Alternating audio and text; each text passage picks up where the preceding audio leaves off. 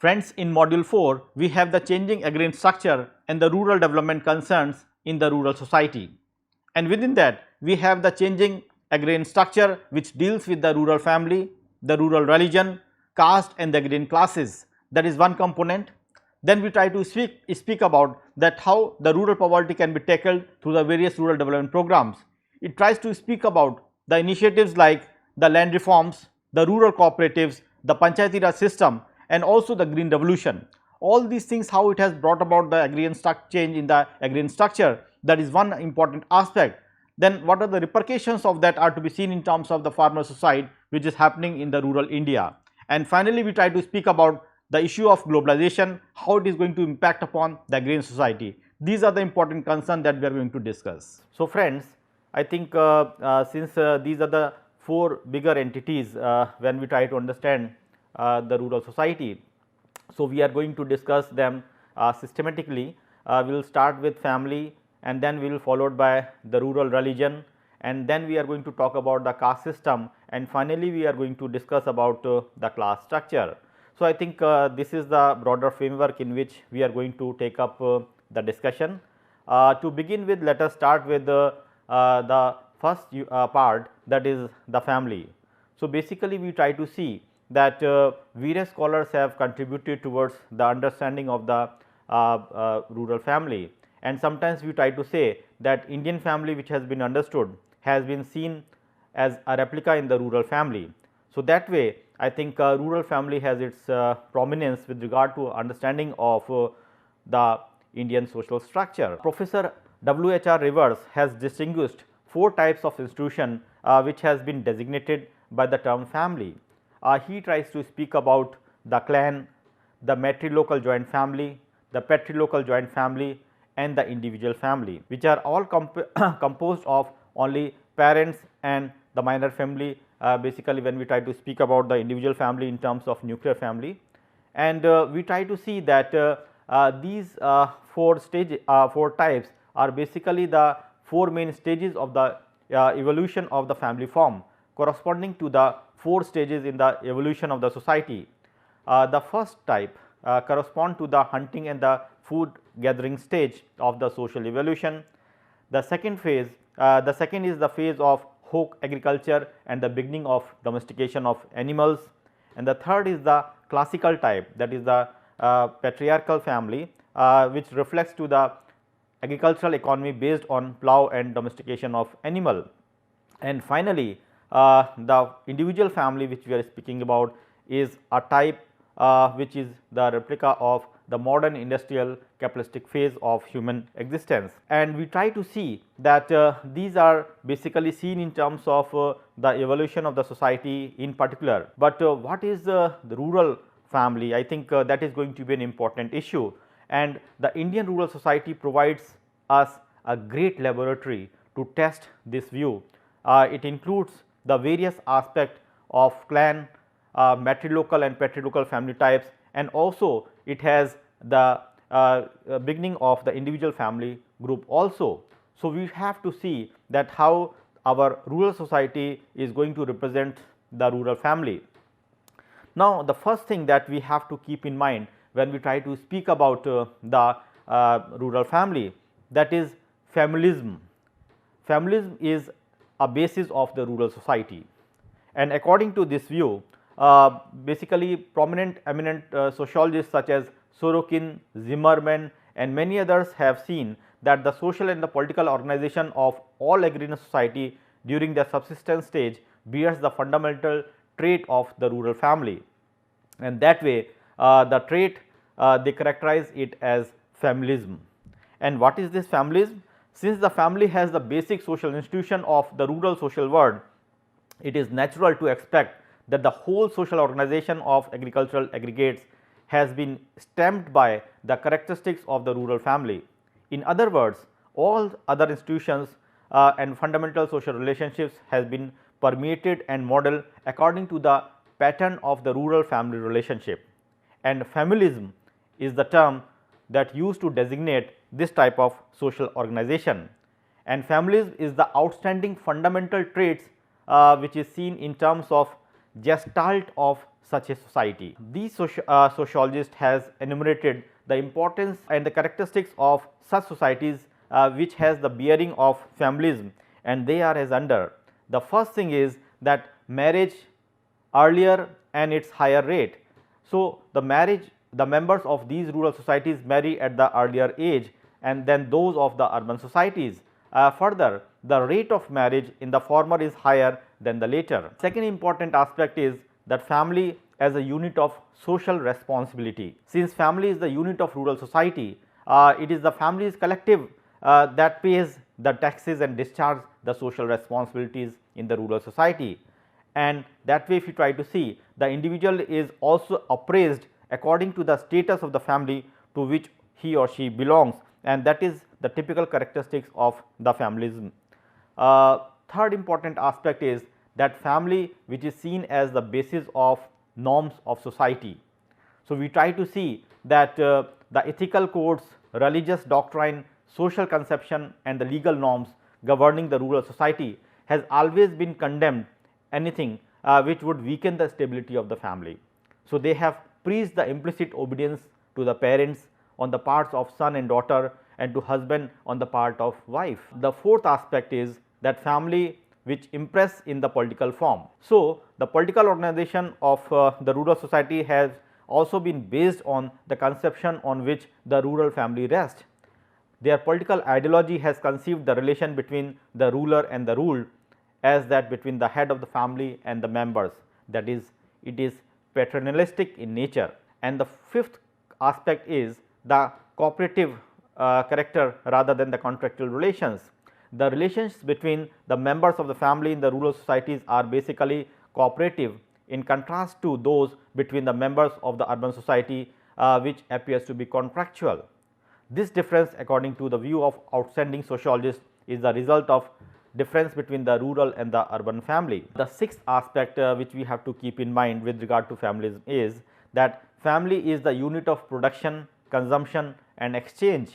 So, the economic structure of the rural society also bears the trait of the rural family.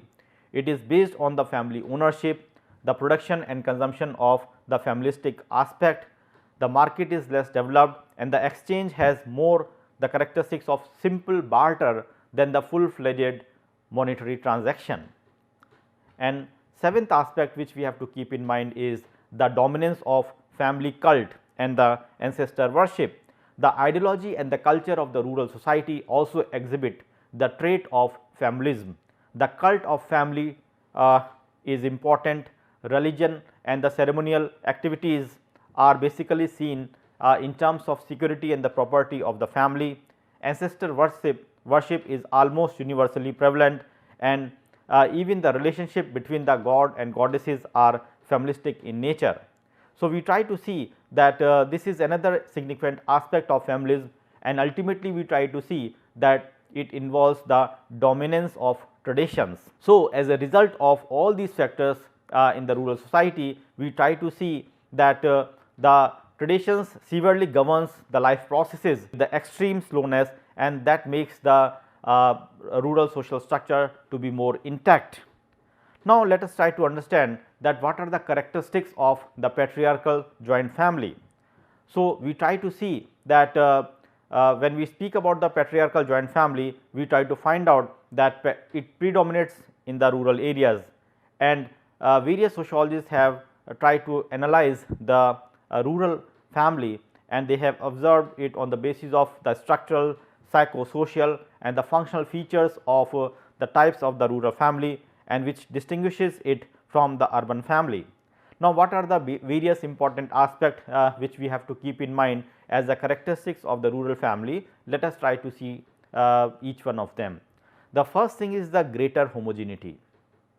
The rural family is far more homogeneous, stable, integrated and organically functioning than the urban family. The ties binding the members of the family, for instance, the husband and the wife, parents and the children, are stronger and last longer than those of the urban family. So, we try to see that Indian village still remains as a cluster of joint family, though due to the number of historical economic causes, the joint family has been gradually disintegrating, but many aspects are still prevalent in the joint family system. Second important characteristics is it is based on the peasant household. We can see that the essential characteristics of the rural family is that it is generally based on the peasant household. All its members are engaged in agricultural occupation. Work is distributed among them mainly on the basis of the sex, age and other criteria. The community house, common land and common economic functions along with the common kinship bond creates the peasant household. And I think if we can remember Shannon's understanding of peasant family farm, I think it is a replica of that. Now, another important aspect in terms of characteristics is that greater discipline and interdependence. The rural family is characterized by the greater discipline among its members than the urban family. We try to see that there is a provision for meeting educational and the cultural and the social needs of the people in the rural areas, and that way they try to satisfy the needs of the members. So, it acts as a center for school, as a recreation center, as well as the maternity and non-maternity hospital for the family members. And we try to see another important aspect of the rural family is the dominance of the family ego. The interdependence of the members of the rural family and the dependence of its individual members on it are far greater than the case of the urban family. And this is basically seen in terms of the emotions of solidarity and cooperation among them, and it fulfills the family pride. They develop more a collectivistic family consciousness and less individualistic emotions. So, that way we try to see this is another significant aspect of the rural family. Another characteristics is the authority of the father. Since the rural family is more integrated and disciplined unit than the urban family, so the head of the rural family exercises absolute power over its member. It is he who distributes the work of the peasant household among the family members on the lines of sex and age differences. He arranges the marriages for son, daughters and other members. He administers the joint family property according to his wisdom, and he trains the youngsters for the future agricultural work and social life.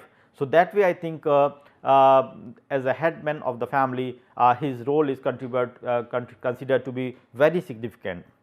And then I think we try to see that there is a closer participation in various activities. That is another important characteristics that we try to see. And this is basically in terms of the engagement with the various work which is connected to the peasant household, and they spend practically the whole day together in working for each other, and that is how the emotional bonding and the solidarity of the family is maintained. But friends, these particular characteristics which we try to see in terms of rural family, I think change, that is the law of nature. So, we try to see that even the changes are there in the rural family also. So, let us try to see what are the changing aspect of the rural family and what are the trends which are coming up. So, we try to see that until the impact of industrial revolution and the competitive market economy, familism was the heart of the village communities, and the subsistence, agrarian economics and the rural society were based on the familistic aspect. However, the rise and development of the modern industries have steadily undermined the subsistence agrarian economy and brought the rural economy within the orbit of capitalistic market economy. So, in India, we try to see that due to the lack of sufficient industrial development, the force of urban society has not penetrated deep into the rural society, which we try to see in other countries like United States of America, Great Britain and other European countries. So, the rural family consequently retains its specific traits to a far extent, which is reflected in the Indian rural society, and we try to see that the members of the rural family develops a desire to the modern occupation as the urban industrial development is taking place. There is a demand that they share in the joint family property, and also the migration to the towns and the cities are have started happening. So, this process undermines the joint family based on the common occupation of its member and the joint property and income and expenditures are going to be on the sharing basis. So, we try to see that there are certain amount of distortions which are happening with regard to the rural family. We also try to see that the capitalistic economic development has also transformed the social and the political environment of the people.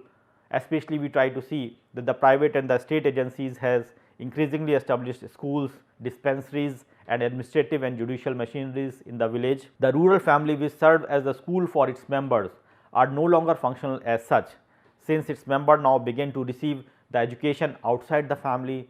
Also, not the grandfather or grandmother, the embodiment of traditional medical knowledge, but now the doctors are appointed by an agency and they try to look after the health services. Similarly, the caste and the panchayat councils were deprived of their function as guardian of law and dispenser of the justice, and the customary law has been replaced by the new constitutional measures in terms of administration and the judicial organs. So, we try to see that rural societies has been increasingly urbanized in the modern times, and they are basically trying to see certain amount of changes in terms of the family structure. There is a decline in terms of the joint family system, which we try to see in terms of familism, and the individual hitherto has submerged in and subordinated to the family tends to become atomistic. He more and more breaks away from the family restrictions. He develops his own initiative and independence, and this inevitably results in weakening of the family authority, family ties and the family itself.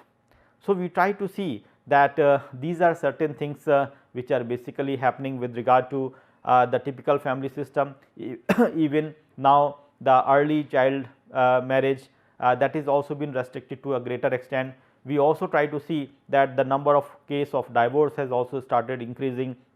So, virtually we try to see that the joint family which was composed of the member belonging to number of generations has been now have become a tiny units and composed of husband, wife and the unmarried children, which is the typicality of the nuclear family in the urban setting. And the phenomenon of familism in terms of collectivity too has gradually start dropping down. So, now we try to see is gradually starting the new gestalt in terms of bringing the new form of family system. So, the family, the rural family which was seen as an essence of the rural society has gradually started changing into the new forms. So, friends, I think after speaking about the issue of family, quickly let us try to speak about the rural religion and its significance with regard to the rural society. I think religion definitely plays a very crucial role when we try to see the agrarian social structure, and within that framework the role of religion is going to be very prime. Now, what are the principal reasons which we try to see are to be observed when we try to speak about the rural religion?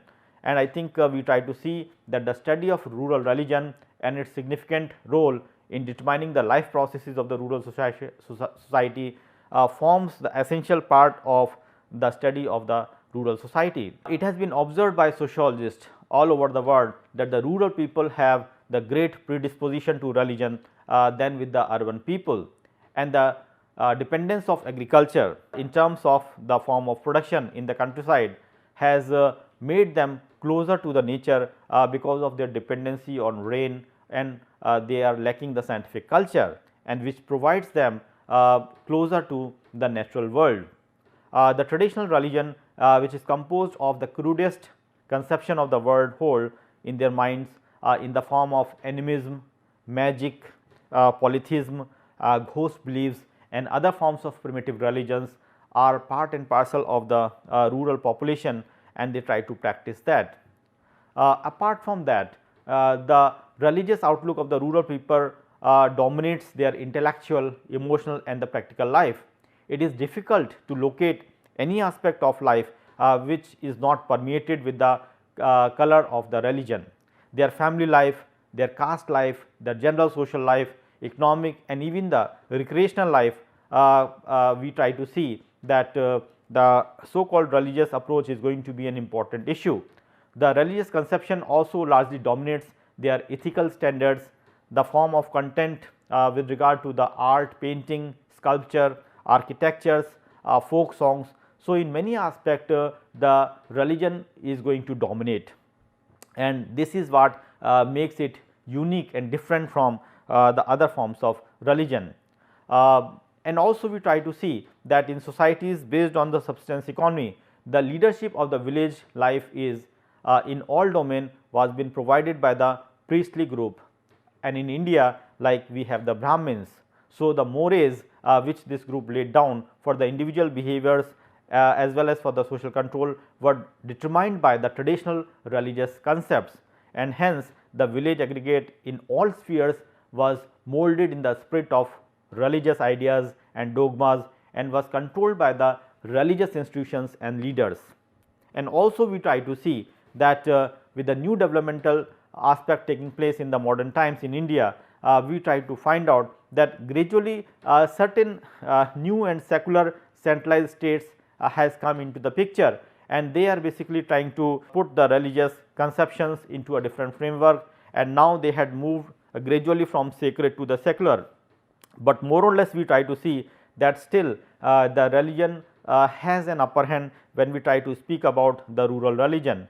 Although secularization is going to be there, but again I think that the domination of the primary aspect of or the crude form of religious comprising of animism, magic and the other aspects are going to be still practiced, and we try to see that the rural religion is basically seen as an important aspect in terms of what you can say creating the homogeneity within the rural society, and that way I think the religion which is the marker of the rural society is going to be very important.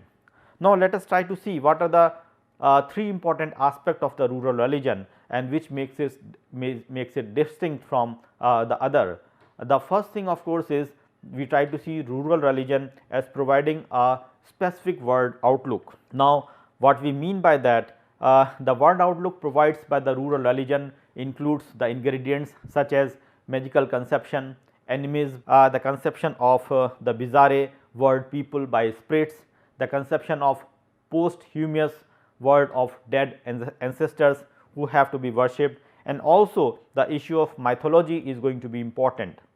The most striking feature of the rural religion is its dynamic conception of the universe, the conception of the universe which is seen as a theatre of the interplay of conscious freely acting elements. The rural religion unfolds such words like Pitralok, Pretlok, Devlok and Vaikuntha Dham. So, basically it speaks about the different aspects, that is the world of dead ancestors, the disembodied spirits, god and goddesses, and also the celestial world. So, we try to see that apart from this the deities are in the form of the fertility, various epidemics, rivers and forests. In fact, the rural religion sees the spirit practically behind all the phenomenon and creates a canvas of the numerous activities with regard to the world of spirits. So, we try to see that the crude form of rural religion is quite prevalent when we try to speak about the rural society in terms of the world outlook. Another important aspect of the rural religion is in terms of a body of practices. Now, the body of religious practices prescribed by the rural religion is bit imposing, and these practices may be divided into three groups. First of course is the prayers. Prayers basically it means to say that the individual is enjoined to offers the prayers to various deities at home as well as outside the home. At home he is required to pray to the family, god and goddesses. The prayer are offered by members of the family to others also, and further we try to see that every street or locality in the village has its own deity. There is also a village temple in which the village god that is Gram Devta is installed, and community prayers have been offered over there. So, virtually we try to see that plenty of deities are associated with regard to the rural society, and also we try to see that another important aspect apart from prayer is the sacrifices. The rural religion prescribes a variety of sacrificial acts to its adherents, which range from sprinkling of some drops of water and scattering of leaves or grains in front of deities to offer the animals, and even sometimes the human sacrifices also. So, the rural religion is composed of various sub-religions, and even the sub-religions prescribe its followers a particular set of sacrificial acts. Sacrifices are offered to a variety of god and goddesses. There are food god, that is Annadevta, the god of different disease which are seen, the rain god, the rain goddess, and also many other god and goddesses are there which are prevalent in the rural societies, and sacrifices are offered to propitiate them and to thereby disarm their wrath or wire their favor, and in order to have the positive blessings from them, these sacrifices are done. So, we try to see that a sociological analysis of sacrifice is valuable for comprehending the conception of the rural people of the cause of disease, flood, and even devastating phenomenon. And mythology in fact is the history of society in terms of symbolism, and since society changes, the pantheon of god and goddesses also changes. So, we try to see that rural society has at present becomes the amphitheater of the struggle between the conservative and the reformist religious tendencies and the movement, and that way the culture of the rural people is predominantly religious, and sacrifices also forms the theme of the rural folklore. The third aspect which is essential with regard to the rural religion is the rituals. One of the significant feature of the life of the rural people is the meticulous domination even in details about the rituals. The conception of purity has been elaborated in the past Indian society to such an extent that it became a verifiable principle. Rituals are the religious means by which the purity of the individual and the social life becomes guaranteed. The inherited rural religion prescribes a complex patterns of behavior for the individual as well as for the various social groups in all the spheres of life. Complex because the rituals are associated with their numerous significant and even insignificant activities. The rituals are associated with most of the life activities of the rural people. A ritual is prescribed whenever the individual or the social group initiates an activity, even though the activity may be like food taking repeated in the future, or sometimes it is going to be going outside. So, all these activities involve certain amount of rituals, and every ritual has its own relevance with regard to the rural society. And we try to see that before an individual Brahmin start consuming the food as a important ritual, he is required to draw a magical circle round the dish and has to offer certain grains. These are the rituals prescribed for number of ordinary mundane and the secular activities.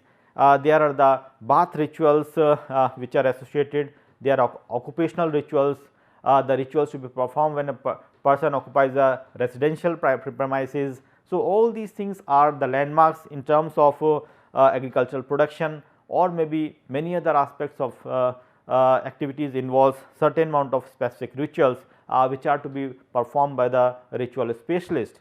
So, in fact, we remark that it is very difficult to locate in the Hindu society where the religious observance ends and the secular practice begins, and especially when we try to speak about the rural society, it becomes more crucial. Another important aspect that we have to keep in mind in terms of rural religion is that it is an institutional complex. The Hindu religion, which is preponderant section of rural population, subscribes to numerous sub-religion and the religious cult. A number of these sub-religions and religious cult have to be institutionalized. Corresponding to these institutionalized practices, we try to find out that there are number of religious organizations which are basically working in the larger interest of the community. Some of the religious organization functions at the national scale also, like we try to see that the various mutts, ashrams and temples where the adherent flock comes to worship and to pray the various deities and also listen to the religious discourses. So, we try to see that religion is seen as an institution, as a complex institution which involves lot many entities which are submerged together and they form the whole complex. there are various kinds of priests. There are the family priest who serves the religious needs of the family. The caste and the subcaste have their own priest who cater to the needs of the various castes, and also we have the village priest who look after the village temple and meets the religious requirement of the village community as a whole. And beyond that, if we try to see, we try to find out that we had number of other rituals which are been practiced by the priest in their own way. And sometimes we try to see that apart from priests, there are large number of roving religious men which are commonly called as the sannyasis, who mostly tour in the rural areas, and some of them are preachers of the religious cult to which they belong. And these holy men who comes to village for a frequent visits, and they try to find that the hospitality of the villages are going to be very significant for their tour. So, that way we try to see that it is always a source of attraction for the sannyasis in terms of their visits, and that way I think the rural setting appears to be the appropriate place for continuation of the rural religion, and that makes the whole cosmology of the rural society to be complex and also continued in terms of maintaining the stronger agrarian social system. So, I think this is what we have spoken about with regard to the important aspect, that is the rural religion. Now, I think quickly we will try to see another important thing which act as an important parameter for understanding the agrarian social structure. We are basically referring to the caste system, and caste system, I think we cannot escape caste system if we have to understand the rural society, and that is how we try to see the importance of caste with regard to the rural society. And as a student of the Indian society, we try to always see that caste definitely plays a very crucial role when we try to speak about the rural India.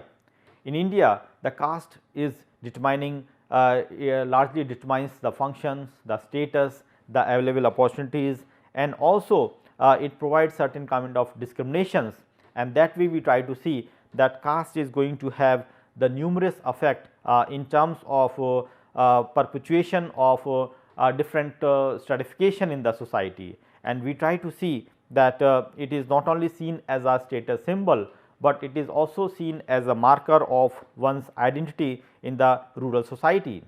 Let us try to see that what are the specificities of caste in the rural societies.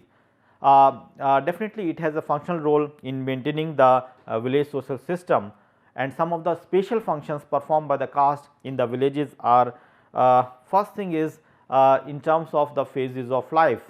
So, the individual lifestyle passes through birth, betrothal, marriage and death, and on all these occasions there is a definite role of caste. Whatever may be the secular status of Brahmin, his presence is obligatory to officiate at the fulfillment of rituals on the major phases of the life. Second important aspect is the principle of exogamy and endogamy. One cannot marry with his sister, nor can marry with any of his agnates. So, marriage within the gotra or clan is prohibited. So, this rule of exogamy is observed strictly in the village society. However, we try to see that sometimes in the urban settings we try to overlook this phenomenon, but we try to see that village exogamy is quite prominent when we try to speak about the rural society, and that is what it makes different from the urban setting. Then another important aspect is the occupational interdependence. The caste society is essentially based on the elaborate division of labor, and actually the village economy a few years back dependent upon the typical Jajmani system. Each system has its own occupational specialization, like we have the Darji, the Nai, the Dhobi, Kumhar and Chamar, which are having the which are seen as an specific occupational caste, and these castes gave their services to their judgment or the client on exchange basis, and this is something which is considered to be hereditary, which passes from generation to generation. And another important aspect is that here the exchanges are to be paid in kind and not in cash. Also, we try to see that caste association is an important aspect of the rural society. We try to see that we have number of instances where the caste associations are going to be quite strong, and I think sometimes we try to see many caste conflicts are based on the various caste associations which is with regard to the different caste groups, and that is what makes the things more complex. Similarly, we try to see that caste is the mirror of the rural society. We try to see in terms of the fact that it is basically seen as that the caste which has its upholding especially in terms of power and also in terms of identification of a village. We try to see that this village is Rajput village, or this is a Brahmin village, or this is basically oriented towards a specific caste, and that is how the village are being recognized. So, caste definitely is seen as the mirror of the villages. And also we try to see another important aspect which is associated with the caste, that is the dominant caste, which has been discussed earlier in the unit first. I think we try to discuss about the contribution of M. N. Srinivas in terms of dominant caste. So, quickly I can say that the concept of dominant caste is very clearly visible in terms of making the major decisions to maintain the law and order in the village system. And another important aspect that we have to keep in mind is the hierarchical relations, and we try to see that social interaction in the villages are being guided by the caste status.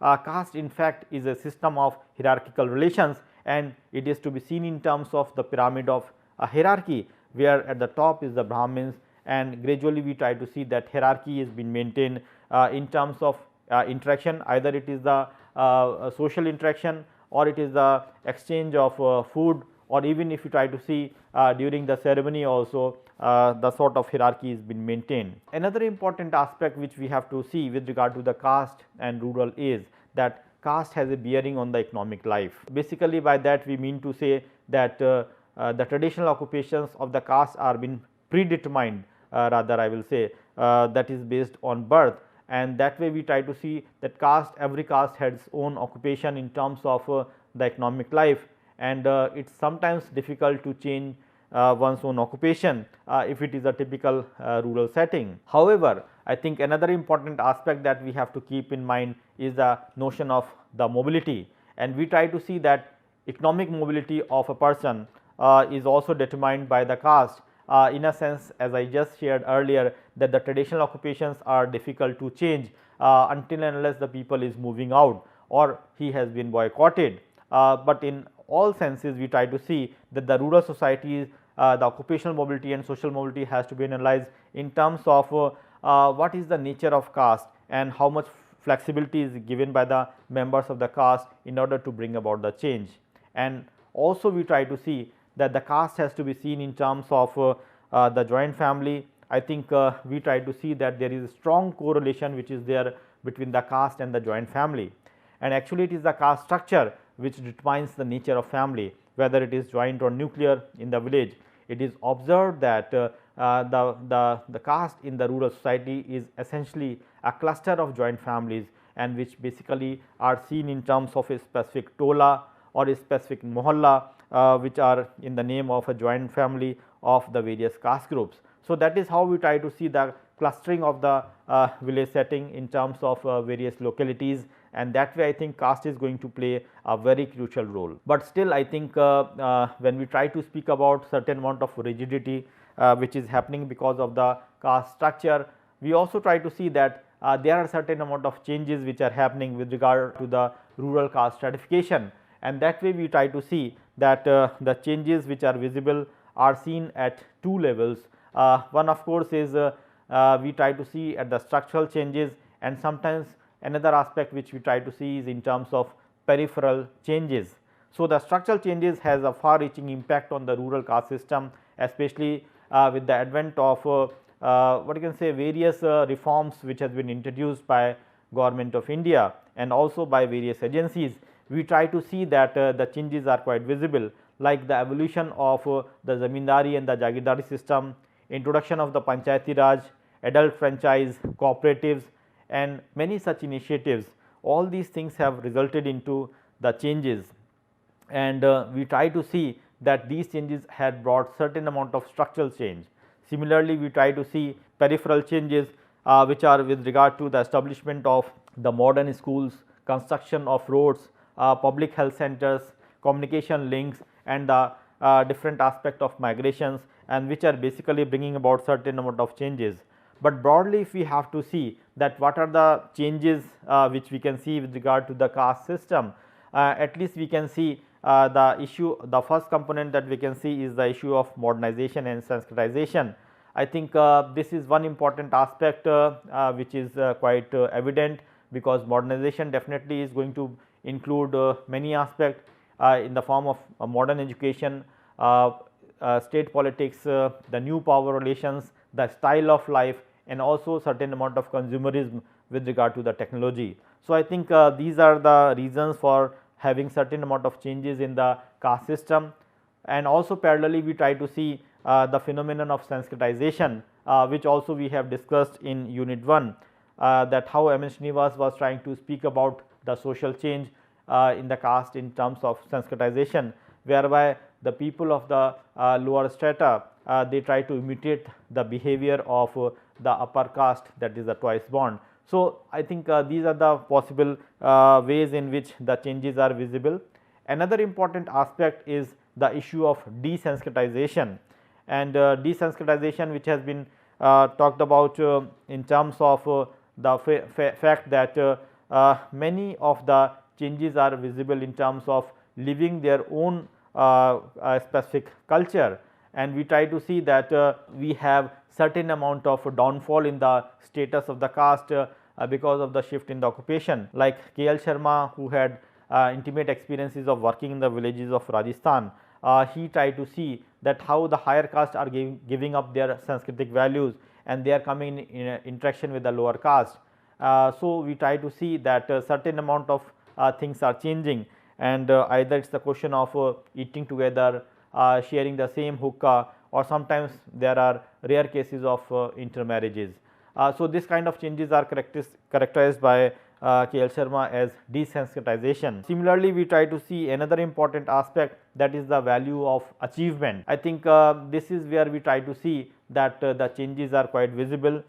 We try to see that commensality has become a common thing, and within that we try to see that the value of achievement orientation is going to be given importance, and especially when we try to see in the name of democracy, socialism, and secularism, we try to see that the rituals and the sort of restrictions which has been there with regard to the caste, that also has gradually changed. So, I think that is another important aspect in terms of change in the caste system.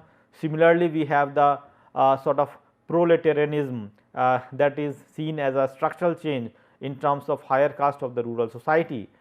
We try to see that higher caste find their status withdrawal, especially when we try to see that the abolition of zamindari system or the Zagirdari systems have been there. We try to find out that the zamindars of Uttar Pradesh and Bihar, and the Zagirdars of Rajasthan, and the Darbars of Gujarat have obliged to take a manual labor and the lower jobs, and such a kind of process has reduced the status of higher caste to that of the proletariats.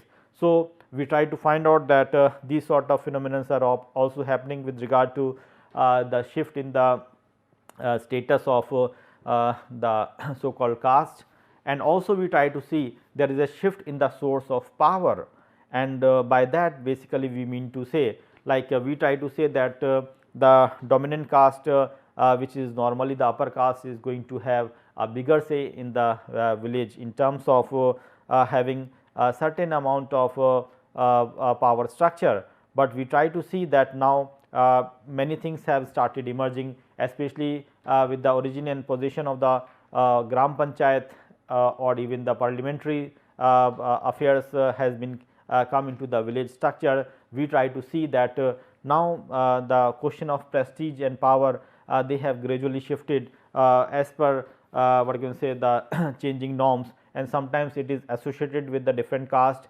even with the scheduled caste, scheduled tribes, and other backward classes, and they are going to play a crucial role in terms of the crucial decision making. So, I think this is quickly what we have to understand the caste system in terms of its intricacies, and definitely as we have seen that caste which has been seen as an important pillar for understanding the rural society, or to be frank, to understand the Indian society in particular, and definitely it has a strong bearing on the agrarian social structure. But I think through time there is certain amount of flexibility which has started happening in the rural society, and that way if you try to see, we try to find out that the things are gradually changing, and it is giving a new color in terms of the change of the caste system. Definitely we can say that the phenomenon of caste has weakened through time, but that does not mean that caste system has totally been eroded or exhausted from the rural society. I think that may not be correct to say at this juncture.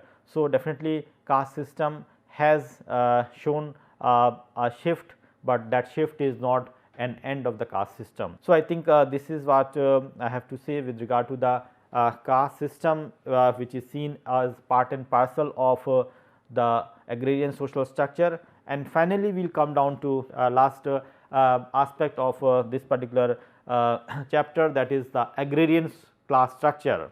And the agrarian class structure is again going to be crucial, because that is another form of stratification which we try to see with regard to the rural society. Now, let us first try to see that what are the agrarian class structure in the British period, and then how gradually it has changed through time in the independent period. So, quickly if we try to see that the main aspect of the British period were to be seen in terms of having the various land tenures. We try to see that the British introduced the three major types of land tenures in the rural India, the Zamindari, the Royatwari and the Mahalwari. The Zamindari was on the basis of Permanent Settlement Act 1793, and the Zamindari system was introduced in Bengal, and later on it was extended to Uttar Pradesh, Bihar and the major part of Odisha and even some parts of Madras. And under this system, Zamindars were given the freedom to collect whatever the possible rent they wanted to take on behalf of the state or the ruler. So, virtually we try to see that Zamindari system was a prominent system which has been there during the British period.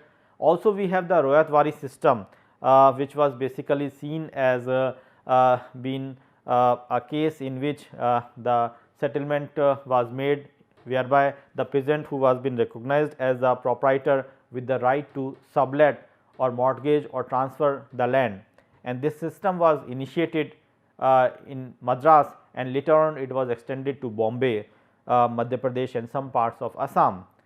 It is to be noted that around 95% of the cultivable lands was under the Zamindars and the Royatwari system in that period. Similarly, we have another aspect, that is the Mahalwari system, which is also seen as an important revenue system. We try to see that it has been introduced in some part of United Province and also to some parts of Punjab, and we try to see that this system was also very prominent in terms of having certain amount of control over the land, and it was also seen as a cultivator under the system could neither acquire any ownership right on the land, nor could he transfer it. So, that way I think these are significant land revenue systems which were prevalent and which has led to the specific agrarian class structure in the rural society. And also we try to see that agrarian classes and what was the class relations which has been there. So, quickly if we try to see with regard to the British period in India, first category definitely because of these various land revenue systems, the first category was the landlords. They were the owners of the vast plot of land. However, there were various categories of landowners within this class. It may be the intermediary landowners also, like zamindars, talukdars, pattadars, absentee landlords and also the rich farmers. But the common ground of their economic interest was that they were employed mostly either they mostly employed the tenants, sharecroppers or the agricultural laborers for the purpose of cultivation of their land, and definitely they were non-cultivating renter classes. The second category which is going to be crucial is the tenants. They were basically holding the lease under the landlords for the various categories. Many of the tenants also employed under tenants or the purpose of cultivation of the part of their land. Similarly, we have another category, that is the peasant proprietors, who were basically seen as the actual cultivators of the small plots of land with or without the occupancy rights. They were mostly the subsistence cultivators and were dependent on family labor for the cultivation of their soil.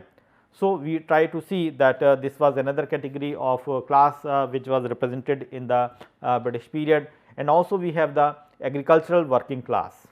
Agricultural working class was basically including the agricultural laborers and the sharecroppers who belong to this category, and basically they were working on the land of others maybe around the year or on the seasonal basis to have their livelihood. So, I think these are the broader agrarian class structure which were prevalent during the British period. Now, let us try to see how we can understand the various agrarian class structure in the post independence period, and I think the attainment of independence called for the far reaching structural reforms in the agrarian system, and certain basic changes have been evolved.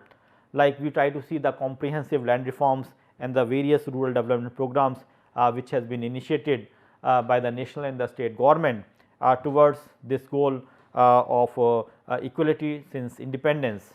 Now, let us try to see the contribution of various sociologists who try to see the understanding of agrarian class in their own way. The first in this category can be Daniel Thorner, and his popular classification is in terms of three categories, that is the first is Malik, which includes the big landlords and the rich landlords. Then you have the second category, that is the Kisan, which includes the small landlords and the substantial tenants, and the third category is the Mazdoor, which are basically the sharecroppers, landless laborers, and the what you can say laborers who are doing allied activities. So, these are the three categories which has been discussed by Daniel Thorner. Then also we have the contribution by R.K. Mukherjee. R.K. Mukherjee has basically divided the understanding of agrarian class structure of Bengal into class 1, class 2 and class 3. Class 1, which includes the occupational group of landholders and the superior farmers. Class 2 includes the self-sufficient peasantry, cultivators and artisans, and class 3 involves the sharecroppers, agricultural laborers and the service holders. So, I think these are the three classifications which has been talked about by R.K. Mukherjee. Then we have G.R. Gadgil, who had tried to see classification of agrarian class on the basis of substantial landlords and the trade money lenders, that is one category, and then you have the landless laborers who have been exploited. Then we have P.C. Joshi's understanding about the agrarian class, and he has basically classified into four categories: the big farmers, the small farmers, the marginal farmers and the landless laborers. Then we also have a quick understanding of Utsa Patnaik, who had tried to see that how we can see the agrarian class in terms of exploitation, which she calls as an E factor, and the nature of exploitation involves the nature of labor, and on the basis of that she tried to speak about the various categories as the first is the landlord, who is basically having no manual labor as self employed, and large employment of others labor is going to be important. Second is the rich peasant, which has at least as large as employment of other labor as self employment. The third is the middle peasant, which has the smaller employment of other labor than the self employment, and then you have small peasants who had zero employment of others and working for others to a small extent than for the self employment. And then we have the poor peasant who was working for others to the greater extent rather than the self employment. And finally, we have the landless labor which does not have the self employment and working entirely for others. So, I think on the nature of exploitation, Utsa Patnaik has tried to have the agrarian class structure on these lines, and virtually we try to see that in a broader framework we can have the peasantry also in terms of the specific what you can say land size, and we can say that peasantry and the magnitude of the land plays a very crucial role. Like we have the poor peasantry who can be classified between 1.60 acres or less, the middle peasantry who can be classified between 1.61 to 9.80 acres. We have the lower middle peasantry who is between 1.60 to 4.60 acres, and then we have the upper middle which is between the 4.60 acres to 9.80 acres of land, and we have the rich capitalistic landlords who are between 9.81 and above acres of land. So, that is how on the basis of the magnitude of land and the nature of peasantry we can have the classification. Similarly, we have the classification by D.S. Swami, and his analysis is based on the differentiation of peasantry, and he basically tries to see classification in terms of landlord, poor peasant, small peasant and well to do peasant. So, that is the classification which has been given by D.S. Swami. Then we have the classification by Ashok Rudra, who try to see classes in terms of class of big, which includes the class of agricultural laborers. Then we have landowners, we have agricultural laborers, we have owners in terms of haves and have nots. So, this is how the classification is given on the Marxian lines, which is again going to be important. And then we have the contribution of Pranab Bardhan, who was trying to speak about the agrarian classes in terms of landlords, rich peasants, poor peasants, landless agricultural laborers. And finally, we can speak about the class structure of Andre Bete, who had studied the Tanjore village, and we try to see that his classification of the agrarian class has been in terms of landowners of land, non-owners of land, big absentee landlords, small owner cultivators, tenants and the agricultural laborers. So, I think this is where we can see that these are the different classifications of agrarian class which has been seen after independence.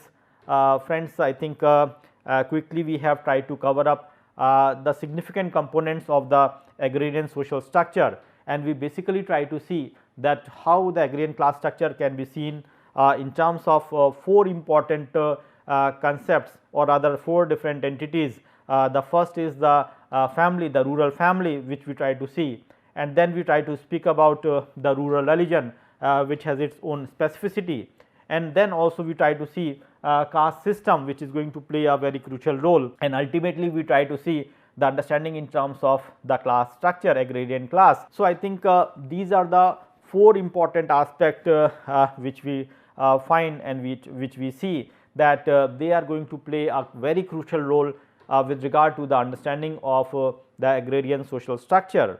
But important is that I think we have certain other things also which we can incorporate, but somewhere we have tried to structure the unit in such a fashion that I can deliberate upon the maximum component, so that we can have a what you can say, not a crystal understanding about the phenomenon, but we can have a broader picture about how the things are visible. So, that way I think I just try to club up four aspects together which will help us in understanding the agrarian social structure. Definitely, I think agrarian social structure is going to be something which is seen as a stable framework, and it is going to provide the broader outline in which we try to see the rural society. So, that way I think we have seen the different components which are the markers of the agrarian social structure, and that way we have to have these readings, but I think plenty of materials are there which we have to still forego,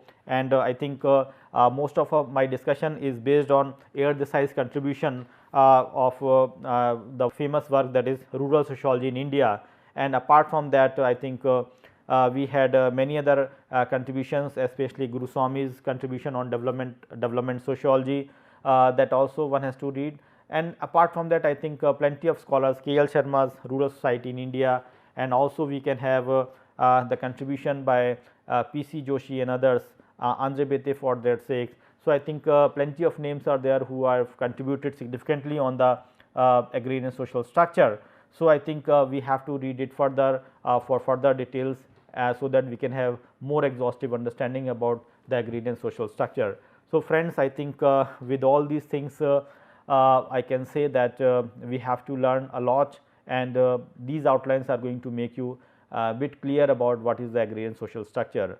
So, with these things I will say thanks to all of you for your patience listening, and also I think we will have to learn more when we try to interact further in terms of understanding of the last unit, which is going to be quite contemporary and relevant for understanding the rural society. So, thank you to all of you.